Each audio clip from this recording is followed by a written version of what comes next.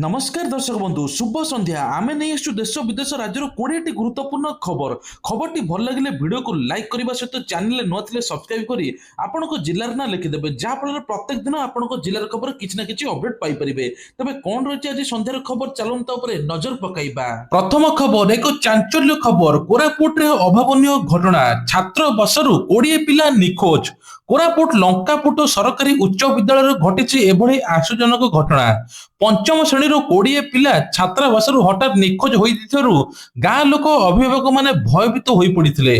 छात्रावासर दायित्व ठीक भाबरे नेई हेउ नाही बेली अभिभावक माने अभियोग मते नेई आछंती।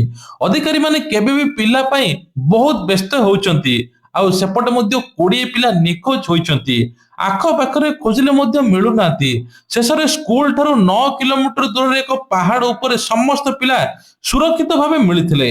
पहाड़ और नदी निकटरे पिला लुचि थिबारु जेकोनोसी अवस्था अघटन घटी थांता एथिपई दायी किए थांता एने कि अभिभावक माने मध्य जणाइचंती। तबे छात्रावासरू किभली गले किभली सेमाने एते बड़ कांड कले सेने कि मध्य अभिभावक माने प्रश्न उठाइचंती।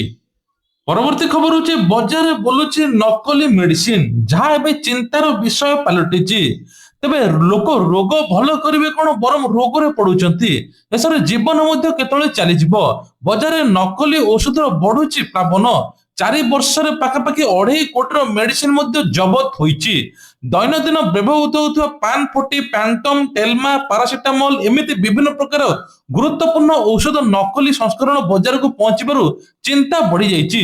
सेपटे विधानसभा स्वास्थ्य मंत्री देथिबा लिखित उत्तर 4 वर्ष भितर 168 नकली औषध 388 निम्न मान औषध मध्य चिन्हट होईछि। तबे कह जाउछि 2.5 कोटी अधिक मूल्यर नकली मेडिसिन मध्य एबे जबत होईछि। परवर्ती खबर बदलिला राजभवन नाम पुरी और भुवनेश्वर थिबा राजभवन नाम एबे आधिकारिक भाव बदल दी जाइछि। केंद्र गृह मंत्रालय विज्ञप्ति आधार पदक्षेप नि जाइछि। भुवनेश्वर राजभवन नाम एबे हेबो लोक भवन भुवनेश्वर पुरी राजभवन नाम हेबो लोक भवन पुरी। विज्ञप्ति माध्यम नुआ नामकरण सरकार मध्य घोषणा करिसंती। तबे कह जाउछि सबुठारु बड़ कथा हला जे भुवनेश्वर विभिन्न प्रकार राजभवन को लोक आसतांती पाखापाखि वर्षक थरे मनोरंजन मध्य करितांती। तेणु लोकंकर एटा ध्यान करी लोक भवन नाम रखाजिबो। परवर्ती खबर अष्टम वेतन कमिशन को नहीं देशव्यापी एवं 1.5 कोटी कर्मचारी पेंशन भोगी अपेक्षा करिसंती। तेबे सप्तम वेतन कमिशन 10 वर्ष कार्यकाल 2025 डिसेम्बर सरिबो। जनवरी 1 2026 रे प्रभावी आशा करा जाउची जाफल दरमा बढ़िबो महंगा भत्ता मध्य वृद्धि हेबो बोली कह जाउची।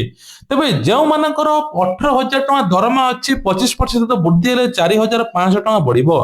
जेउ मानकर मूल दरमा मध्य 30,000 टका अच्छे 7,500 टका बढ़िबो जहाँफल 37,500 टका हेबो बोली कह जाउची। जदि महंगा भत्ता मूल दरमा रे मर्ज करा जाय तेबे दरमा मध्य 30 रु 35% पर्यंत वृद्धि होई पारे बोली सूचना मिलुची। मूल दरमा 25,000 होउथबा बेले मर्ज हेले 12,500 एक्स्ट्रा बढ़िबो जहाँफल लोक माने बहुत बेनिफिट पाए बोली सूचना मिलुची। परवर्ती खबर नुआपड़ा जिलार बोडेन ब्लॉक संगीगुंडा गाँव में कलरा पतरिया बाघ आतंक खेलाई। गत राति देवधर माझी गुहाल बाघ पशि 15टी मेंढा को टाणी नहीं मारी देइथिबा अभियोग तेज 15टी मेंढार मृतदेह उद्धार करा जायछि। प्राणी संपद विभाग पक्षर मृत मेंढा गुड़िकर पोस्टमार्टम प्रक्रिया चली। या सहित वन विभाग बाघर गतिविधि चिन्हट विभिन्न स्थान में ट्रैक कैमेरा स्थापन कर जायछि। बाघ भय ग्रामवासी माने आतंकित। वन विभाग पक्षर संपर्क अंचल रे पेट्रोलिंग बढ़ा जायछि। लोक मानको सचेतन रहिया पई मध्य अनुरोध करा जायछि। परवर्ती खबर होची एपटे नंदनकानन रे दौड़िबो चित्ता। आफ्रिकार ओडिशा को प्रथम थर पई आसीबो चित्ता बाघ। नंदनकानन कुआड़ मध्य पर्यटक माने चित्ता बाघर सुजोग पाइबे। नंदनकानन को चित्ता आसीबा पई व्यापक व्यवस्था करा जाउची। चित्ता पई कि नंदनकानन रे स्वतंत्र कुआड़ निर्माण चलीची। आसंता वर्ष मे सुधा कुआड़ निर्माण शेष हेबो। कुआड़ निर्माण शेष होगा पर नंदनकानन को चित्ता अणाजिबो। चित्ता बाघ को दौड़िबा गति सर्वाधिक 103 किलोमीटर पर्यंत थाए जहाँ अन्य बाघ तुलना में बेस सर्वाधिक बोली कह जाए। परवर्ती खबर अच्छे बदलिला प्रधानमंत्री कार्यालय नाम। प्रधानमंत्री कार्यालय नाम बदल देइछि। ଏହାକୁ ପିଏମଓ ବା ସେବା ତୀର୍ଥ ଭାବେ ଡକାଯିବ। ସରକାର କହିଛନ୍ତି ଯେ ନାମ ପରିବର୍ତ୍ତନ ଉଦ୍ଦେଶ୍ୟ ହେଉଛି ଶାସନରେ ସେବା କର୍ତ୍ତବ୍ୟ ଏବଂ ଲୋକ ସେବାର ଭାବନାକୁ ଅଧିକ ଜୋର ଦେବା। ସେହିପରି କେନ୍ଦ୍ର ସଚିବାଳୟର ନୂଆ ନାମ ମଧ୍ୟ ଘୋଷଣା କରାଯାଇଛି। ଏହାକୁ କର୍ତ୍ତବ୍ୟ ଭବନ ଭାବେ ଜଣାଯିବ। ସରକାର କହିଛନ୍ତି ଏହି ପରିବର୍ତ୍ତନ କେବଳ ନାମ ବଦଳା ନୁହେଁ, ଏହା ଦେଖାଏ ଯେ ସରକାର ଲୋକଙ୍କ ସେବାକୁ କେତେ ପ୍ରାଧାନ୍ୟ ଦେବାକୁ ଚାହୁଁଛନ୍ତି। ସେହି ସମୟରେ ମଧ୍ୟ ବିଭିନ୍ନ ରାଜଭବନ ନାମ ବଦଳାଇ ଯାଇ ଲୋକ ଭବନ ତେଣୁ ରଖାଯାଇଛି ଓଡ଼ିଶାରେ। ପରବର୍ତ୍ତୀ ଖବର ହେଉଛି ଅଯୋଧ୍ୟାର ଭବ୍ୟ ରାମ ମନ୍ଦିର ସଂଗ୍ରହାଳୟର ନିର୍ମାଣ। ଉତ୍ତରପ୍ରଦେଶ ଯୋଗୀ ଆଦିତ୍ୟନାଥ ସରକାର ଅଯୋଧ୍ୟାର ଭବ୍ୟ ରାମ ମନ୍ଦିର ସଂଗ୍ରହାଳୟ ନିର୍ମାଣ ପାଇଁ ଅନୁମୋଦନ ଦେଇଛନ୍ତି। ନିଷ୍ପତ୍ତି କ୍ୟାବିନେଟର ବୈଠକ ମଧ୍ୟ ନିଆଯାଇଛି। ନୂଆ ସଂଗ୍ରହାଳୟ ପାଇଁ 52 ଏକର ଜମି ଉପରେ ତିଆରି ହେବ। ଏହାକୁ ନିର୍ମାଣ କାମ ଟାଟା ଆଣ୍ଡ ସନ୍ସ କମ୍ପାନୀ କରିବ। ସଂଗ୍ରହାଳୟର ଅଯୋଧ୍ୟାର ମାଝା ଜମଧରା ମଧ୍ୟ ଅଞ୍ଚଳରେ ତିଆରି କରାଯିବ। ଏହି ସଂଗ୍ରହାଳୟରୁ କେବଳ ବିଶାଳ ଆକାର ନୁହେଁ, ଅନ୍ତର୍ଜାତୀୟ ମାନଦଣ୍ଡ ଅନୁଯାୟୀ ହେବ। ଆସନ୍ତା ବର୍ଷ ଗୁଡିକର ଅଯୋଧ୍ୟାକୁ ଆସୁଥିବା ପର୍ଯ୍ୟଟକ ପାଇଁ ବିଶେଷ ସୁବିଧା ମଧ୍ୟ ରହିବ। ଏହି ପ୍ରକଳ୍ପ ପାଇଁ ଅଯୋଧ୍ୟାର ବିକାଶ ସ୍ଥାନୀୟ ଲୋକଙ୍କୁ ନିଯୁକ୍ତି ସୁଯୋଗ ମଧ୍ୟ ବଢାଇବ ବୋଲି ସୂଚନା ମିଳୁଛି। ପରବର୍ତ୍ତୀ ଖବର ହେଉଛି ବିଶାଖାପାଟଣାରେ ଖୋଲିଲା ଭାରତର ଦୀର୍ଘତମ glass glider bridge. Andhra Pradesh Visakhapatnam କୈଳାସଗିରିରେ ପର୍ଯ୍ୟଟକଙ୍କ ପାଇଁ ନୂଆ ଆକର୍ଷଣ ଖୋଲିଛି। ଡିସେମ୍ବର 1 ତାରିଖରେ ଟିଡିପି ସାଂସଦ ଭରତ ଭବ୍ୟ ଗ୍ଲାସ ଗ୍ଲାଇଡିଂ ବ୍ରିଜକୁ ଉଦ୍ଘାଟନ କରିଛନ୍ତି। 7 କୋଟି ଟଙ୍କା ଖର୍ଚ୍ଚରେ ତିଆରି ହୋଇଛି ଏହି ବ୍ରିଜ। 50 ମିଟର ଲମ୍ବା ଭାରତର ସବୁଠାରୁ ଦୀର୍ଘ ଏବେ ଗ୍ଲାସ ବ୍ରିଜ ବୋଲି କୁହାଯାଉଛି। ଭୂମିଠୁ 862 ଫୁଟ ଉଚ୍ଚ, ସମୁଦ୍ର ପତନଠୁ ପ୍ରାୟ 1000 ଫୁଟ ଉଚ୍ଚରେ ଅବସ୍ଥିତ ବୋଲି କୁହାଯାଉଛି। କାଚ ତଳୁ ଦେଖିଲେ ଗଭୀର ଉପତ୍ୟକା ପରିବେଶ ମନୋହର ଦୃଶ୍ୟ ମଧ୍ୟ ଦେଖିବାକୁ ମିଳୁଛି। ଡିଜାଇନ ପ୍ରାକୃତିକ ସୌନ୍ଦର୍ଯ୍ୟ ମିଶି ଏହାକୁ ପର୍ଯ୍ୟଟକ ଅତ୍ୟନ୍ତ ଆକର୍ଷକ କରିଛି ବୋଲି କୁହାଯାଉଛି। ପରବର୍ତ୍ତୀ ଖବର, ବର୍ଷା ଯୋଗୁଁ ଚେନ୍ନାଇ ବିମାନ ବନ୍ଦରରେ 10ଟି ବିମାନ ଉଡାଣ ବାତିଲ ମଧ୍ୟ ହୋଇଛି। ତେବେ ସବୁଠାରୁ ବଡ କଥା ହେଉଛି ପ୍ରବଳ ବର୍ଷା ହୋଇଛି। ଡିଟାୱା ବାତ୍ୟାର ପ୍ରଭାବ ସ୍କୁଲ କଲେଜ ମଧ୍ୟ ତାମିଲନାଡୁରେ ବନ୍ଦ ରହିଛି। ଦକ୍ଷିଣ ଭାରତ ଏବଂ ବିଶେଷ କରି ତାମିଲନାଡୁରେ ଏଭଳି ସ୍କୁଲ ପରିସ୍ଥିତି ଦେଖାଯାଇଛି। ଆଇଏମଡି ଅନୁସାରେ ଗଭୀର ଅବପାତ ଚେନ୍ନାଇର ପୁଡୁଚେରୀ ଉପକୂଳ ନିକଟବର୍ତ୍ତୀ 24 ଘଣ୍ଟାର ପ୍ରଭାବ ରହିବ, ଯାହା ଫଳରେ ଅତି ବର୍ଷା ହେବ ମଧ୍ୟ କୁହାଯାଉଛି। 60ରୁ 70 କିଲୋମିଟର ବେଗରେ ପବନ ବହିବ। ମତ୍ସ୍ୟଜୀବୀଙ୍କୁ ସମୁଦ୍ରକୁ ଯିବା ପାଇଁ ମନା କରାଯାଇଛି। ପିଲାମାନେ ଘରେ ରହିବେ, ସ୍କୁଲ ଯିବେ ନାହିଁ। ଭାରତୀୟ ବାୟୁସେନା ଶ୍ରୀଲଙ୍କାରେ 57 ଜଣ ଫସି ଲୋକଙ୍କୁ ଉଦ୍ଧାର ସୁରକ୍ଷିତ ସ୍ଥାନକୁ ପହଞ୍ଚାଯାଇଛି। ସବୁଠାରୁ ବଡ କଥା ହେଲା ତାମିଲନାଡୁର ମୁଖ୍ୟମନ୍ତ୍ରୀ ଏଷ୍ଟାଲିନ ଫସଲ, ଘର, ଜୀବହାନି ଏବଂ ବିଭିନ୍ନ ପ୍ରକାର କ୍ଷତିପୂରଣ ଦେବାକୁ ନିର୍ଦ୍ଦେଶ ଦେଇଛନ୍ତି। ଚେନ୍ନାଇରୁ ପାଖାପାଖି ବିମାନ ବନ୍ଦର 10ଟି ବିମାନ ବନ୍ଦର ମଧ୍ୟ ବନ୍ଦ ରହିଛି। ପରବର୍ତ୍ତୀ ଖବର ହେଉଛି ମୋବାଇଲ ସୁରକ୍ଷା କୋଠର। ଏବେ ପ୍ରତ୍ୟେକ ଫୋନରେ ଅବଶ୍ୟ ସଞ୍ଚାର ସାଥୀ ଆପ୍ ରହିବ। ଭାରତର ମୋବାଇଲ ସୁରକ୍ଷାକୁ ଆହୁରି ସୁଦୃଢ କରିବା ପାଇଁ ଅନଲାଇନ ଠକେଇରୁ ବଞ୍ଚିବା ପାଇଁ ଦୂର ସଞ୍ଚାର ବିଭାଗ ବା ଡିଓଟି ନୂଆ ନିୟମ ଜାରି କରିଛନ୍ତି। ଭାରତରେ ନିର୍ମିତ ଏବେ ବିଦେଶ ଆମଦାନୀ ହେଉଥିବା ପ୍ରତ୍ୟେକ ନୂତନ ସ୍ମାର୍ଟଫୋନରେ ଏଥର ସଞ୍ଚାର ସାଥୀ ଆପ୍ ଇନଷ୍ଟଲ ହେବ। ତେବେ ଫୋନ ହଜିଲେ, ଚୋରି ହେଲେ ମିନିଟରେ ବ୍ଲକ ହେବ। ନକଲି ଲିଙ୍କ, ସ୍କାମ କଲ୍ ଏବଂ ସନ୍ଦିଗ୍ଧ ମେସେଜ ମଧ୍ୟ ଚିହ୍ନଟ ହେବ। ଆଇଏମଇ ନମ୍ବର ମଧ୍ୟ ମନେ ରଖିବା ଦରକାର ନାହିଁ। ନାମରେ ଥିବା ସମସ୍ତ ସିମ୍ ଯାଞ୍ଚ ହେବ। ଫୋନ ମଧ୍ୟ ଲୋକେସନ ଟ୍ରାକ୍ ହେବ। ଲକ୍ଷ ଲକ୍ଷ ଫୋନ ମଧ୍ୟ ଆପ୍ ଦ୍ୱାରା ମଧ୍ୟ ବ୍ଲକ କରାଯିବ। ଏ ନେଇକି ବଡ ଘୋଷଣା କରାଯାଇଛି। ପ୍ରତ୍ୟେକ ଫୋନରେ ଏଇଟା ଅଟୋମେଟିକ ଇନଷ୍ଟଲ ହୋଇଯିବ। ପରବର୍ତ୍ତୀ ଖବର, କଟକରେ ଭଙ୍ଗାଯିବ ବିପଦ ସଂକୁଳ କୋଠା।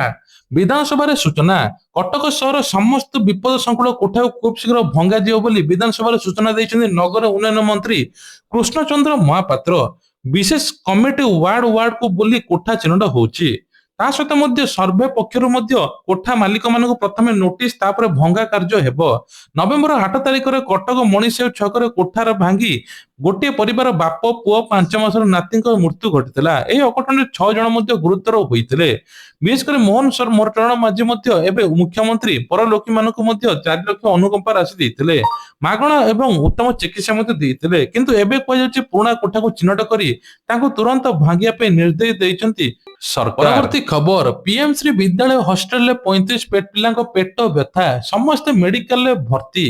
ରାତି ଭୋଜନ ଖାଇବା ପରେ ପିଲାଙ୍କର ପେଟ ଯନ୍ତ୍ରଣା ହେବାରୁ ପ୍ରଧାନ ଶିକ୍ଷକ କୁଳମଣି ଜେନା ତୃତୀୟ ଗାଡି ବ୍ୟବସ୍ଥା କରି 35 ଜଣଙ୍କୁ ହସ୍ପିଟାଲ ବ୍ୟବସ୍ଥା କରିଥିଲେ। ଯାହାଫଳରେ କଣ ପାଇଁ ହେଲା ଏମାନଙ୍କର ଅବସ୍ଥା ଏମିତି, ସେ ନେଇକି ମଧ୍ୟ ଡାକ୍ତର ରିପୋର୍ଟ ଆସିଲା ପରେ ଜଣା ପଡିବ। ତେଣୁ ସବୁଠୁ ବଡ କଥା ହେଲା ଯେ ପିଲାମାନଙ୍କର ହଠାତ୍ 35ରୁ 35 ପିଲା ସମସ୍ତଙ୍କର ପେଟ ଯନ୍ତ୍ରଣା ହେଉଛି। ପରବର୍ତ୍ତୀ ଖବର ଡିସେମ୍ବର 9ରେ ହେବାକୁ ଥିବା ଭାରତ ଦକ୍ଷିଣ ଆଫ୍ରିକା T20 ମ୍ୟାଚ୍ ପାଇଁ ଆଜି ଅନଲାଇନ ଟିକେଟ ବିକ୍ରି ହୋଇଛି। ଅନଲାଇନରେ 2000 ଟିକେଟ ବିକ୍ରି ହେବାର ଥିଲା। ଅପରାହ୍ନ 2ଟାରେ ବିକ୍ରି ଆରମ୍ଭ ହେଇଥିବା ମାତ୍ରେ 45 ମିନିଟ୍ ଭିତରେ ସବୁ ଟିକେଟ ବିକ୍ରି ହୋଇସାରିଥିଲା। ଗ୍ୟାଲେରୀ ଟିକେଟ କାଉଣ୍ଟର ଖୋଲା ହେବାର 5ରୁ 7 ମିନିଟ୍ ଭିତରେ ସବୁ ଟିକେଟ ବିକ୍ରି ହୋଇଯାଇଥିଲା। Special enclosure AC box pavilion ticket ବିକ୍ରି ପାଖାପାଖି 45 ମିନିଟ୍ ଲାଗିଥିଲା। ଗ୍ୟାଲେରୀ 2, 4, 7 ଏବଂ ଏସି କୁ ନେଇକି ଏବେ ସବୁ ଟିକେଟ ମଧ୍ୟ ବିକ୍ରି ହୋଇସାରିଥିଲା। ପରବର୍ତ୍ତୀ ଖବର ଓଡ଼ିଶାରେ ବାଂଲାଦେଶୀ ଅନୁପ୍ରବେଶକାରୀଙ୍କ ଚିହ୍ନଟ ଅଟକ ଓ ଦେଶାନ୍ତୀକରଣ। ନୂଆ ସରକାର ଆସିବା ପରେ କେନ୍ଦ୍ର ସରକାର ଗୃହ ମନ୍ତ୍ରାଳୟ ନିର୍ଦ୍ଦେଶ ଅନୁସାରେ ସ୍ୱତନ୍ତ୍ର କାର୍ଯ୍ୟବାହିନୀ ଗଠନ କରାଯାଇଛି, ଯାହା ବାଂଲାଦେଶୀ ଅନୁପ୍ରବେଶକାରୀଙ୍କୁ ଚିହ୍ନଟ ଅଟକ ଏବଂ ଦେଶକୁ ପଠାଇବାର କାର୍ଯ୍ୟ ହେଉଛି। 2 ରାଜ୍ୟସ୍ତରୀୟ 18ଟି ଜିଲ୍ଲାସ୍ତରୀୟ ଅଟକ କେନ୍ଦ୍ର ଖୋଲାଯାଇଛି। ଏପର୍ଯ୍ୟନ୍ତ 1678 ଜଣ ସଂଦିଗ୍ଧକୁ ଯାଞ୍ଚ କରାଯାଇଛି। 51 ଜଣଙ୍କୁ ଅନୁପ୍ରବେଶକାରୀ ବାଂଲାଦେଶକୁ ଚିହ୍ନଟ କରାଯାଇଛି। 49 ଜଣଙ୍କୁ ମଧ୍ୟ ବାଂଲାଦେଶ ପଠାଯାଇଛି। ଖୋର୍ଦ୍ଧାରେ 24, କଟକରେ 15, ଗଞ୍ଜାମରେ 6, କନ୍ଧମାଳରେ 3, କୋରାପୁଟରେ 1 ଜଣ ସବୁ ମିଶିକି ଧରା ପଡ଼ିଛନ୍ତି। ପରବର୍ତ୍ତୀ ଖବର ହରିଶ୍ଚନ୍ଦ୍ର ଯୋଜନାରେ ଅନିୟମିତତା ଉଦ୍ବେଗ। ତେବେ କୁହାଯାଉଛି ଯେ ହରିଶ୍ଚନ୍ଦ୍ର ଯୋଜନାରେ ଗରିବ ଅସହାୟ ପରିବାର କୌଣସି ସଦସ୍ୟଙ୍କ ମୃତ୍ୟୁ ହେଲେ ଶବ ସଂସ୍କାର ଶୁଦ୍ଧିକ୍ରିୟାରେ ତୁରନ୍ତ ସହାୟତା ଦିଆଯାଏ। ପ୍ରତି ପରିବାରକୁ 2000 ଟଙ୍କା ସହାୟତା ପଞ୍ଚାୟତ ମାଧ୍ୟମରେ ଯୋଗାଇ ଦିଆଯିବ। ବଡ଼ସାହି ନିର୍ବାଚନ ମଣ୍ଡଳୀ ଅନୁସନ୍ଧାନ ମିଳିଛି ବଡ଼ସାହି ବେତନଟି ଅଧିକାଂଶ ପଞ୍ଚାୟତ ଯୋଜନାରେ ଏବେ ଅସହାୟ ପରିବାର ମାନେ ଅବସ୍ଥାକୁ ଦେଖି ଶୁଦ୍ଧିକ୍ରିୟା ହାତ ପାତିବାକୁ ପଡୁଛି। ଶୀଘ୍ର ସମାଧାନ କରିବା ପାଇଁ ଆବଶ୍ୟକ ବୋଲି ମନ୍ତ୍ରୀ ମଧ୍ୟ ସୂଚନା ଦେଇଛନ୍ତି। ପରବର୍ତ୍ତୀ ଖବର ହେଉଛି ଓଡ଼ିଶାର 4 ସୁନା ଝିଅ ବିଶ୍ୱ ବିଜୟୀ ହୋଇ ଫେରିଲେ 4 ସୁନା ଝିଅ। ମହିଳା ଦୃଷ୍ଟିବାଧିତ T20 ବିଶ୍ୱକପ୍ ଭାରତୀୟ ଦଳର ଓଡ଼ିଶାର 4 ଜଣ ଖେଳାଳି ମଧ୍ୟ ଉପସ୍ଥିତ ଥିଲେ। ଇତିହାସ ମଧ୍ୟ ରଚିଛନ୍ତି। ବିମାନ ବନ୍ଦରରୁ ସେମାନଙ୍କୁ ଭବ୍ୟ ସ୍ୱାଗତ କରାଯିବା ସହିତ ମୁଖ୍ୟମନ୍ତ୍ରୀ ମୋହନ ଚରଣ ମାଝୀ କ୍ରୀଡ଼ାମନ୍ତ୍ରୀ ସୂର୍ଯ୍ୟବଂଶୀଙ୍କୁ ସମ୍ବର୍ଦ୍ଧନା କରିଥିଲେ। ପୁରସ୍କାର ରାଶି 11 ଲକ୍ଷ ଟଙ୍କା ଦେଇଛନ୍ତି। ପରବର୍ତ୍ତୀ ଖବର ସୁଭଦ୍ରା ଟଙ୍କାକୁ ନେଇକି ବଡ ଅପଡେଟ। ନୂଆ ବର୍ଷରେ ମିଳିବ ସୁଭଦ୍ରାର 2ଟି କିସ୍ତି 10,000 ଟଙ୍କା ପାଇବେ ହିତାଧିକାରୀ ମାନେ। ତେବେ ଏବେ 1,03,99,801 ଜଣ ମହିଳା ପ୍ରଥମ ଦ୍ୱିତୀୟ କିସ୍ତି ପାଇଛନ୍ତି। ସେଭଳି 97,51,499 ଜଣ ତୃତୀୟ କିସ୍ତି ଟଙ୍କା ପାଇଛନ୍ତି। ତେବେ ମାର୍ଚ୍ଚ 8ରେ ଅନ୍ତର୍ଜାତୀୟ ମହିଳା ଦିବସ ଉପଲକ୍ଷେ 2ଟି କିସ୍ତି ଏକା ସାଙ୍ଗରେ ମିଳିବ। ଯେଉଁମାନଙ୍କୁ 21 ବର୍ଷ ହେଇଛି ସେମାନେ ମଧ୍ୟ ଆବେଦନ କରିପାରିବେ, ଯାହା ଫଳରେ ସେମାନଙ୍କୁ ମଧ୍ୟ 2ଟି କିସ୍ତି ମିଳିବ ବୋଲି ସୂଚନା ମିଳୁଛି। ତା ସହିତ ଆଉ ଗୋଟେ ବଡ ଖବର, ମହିଳାମାନଙ୍କ ଆକାଉଣ୍ଟକୁ ଆସୁଛି 11,000 ଟଙ୍କା। କେନ୍ଦ୍ର ସରକାର 11,000 ଟଙ୍କା ପ୍ରଦାନ କରୁଛନ୍ତି। ମହିଳାମାନଙ୍କୁ ଆର୍ଥିକ ସହାୟତା ପ୍ରଦାନ ସ୍ୱାବଲମ୍ବୀ କରିବା ଦିଗରେ ଏସବୁ ଯୋଜନା ମଧ୍ୟ ହୋଇଛି। ପ୍ରଧାନମନ୍ତ୍ରୀ ମାତୃ ବନ୍ଦନା ଯୋଜନା, ଯାହାଫଳରେ ଏହି ଯୋଜନାରେ ସରକାର ସିଧାସଳଖ ଆକାଉଣ୍ଟକୁ 11,000 ଟଙ୍କା ପଠାନ୍ତି। ସବୁଠାରୁ ବଡ କଥା ହେଉଛି ଯେ ଏହି ଯୋଜନା କେବଳ ଗର୍ଭବତୀ ମହିଳାଙ୍କୁ ଆର୍ଥିକ ସହାୟତା ପ୍ରଦାନ କରାଯାଏ। ସେମାନଙ୍କର ପିଲାର ଉପଯୁକ୍ତ ଯତ୍ନ ନେବା ପାଇଁ 11,000 ଟଙ୍କା ପ୍ରଦାନ କରନ୍ତି ସରକାର। ଇଏ ଥିଲା ଆଜିର ଦେଶ ବିଦେଶ ରାଜ୍ୟର ଖବର। ଯଦି ଖବରଟି ଭଲ ଲାଗିଥାଏ ଲାଇକ୍ କରିବେ। ଆଗାମୀ ଖବର ଦେଖିବା ପାଇଁ ହେଲେ ଅପେକ୍ଷା କରିବେ। ଚ୍ୟାନେଲରେ ନୂଆ ଥିଲେ ସବସ୍କ୍ରାଇବ କରିବା ପାଇଁ ଭୁଲିବେ ନାହିଁ। ଜୟ ଜଗନ୍ନାଥ।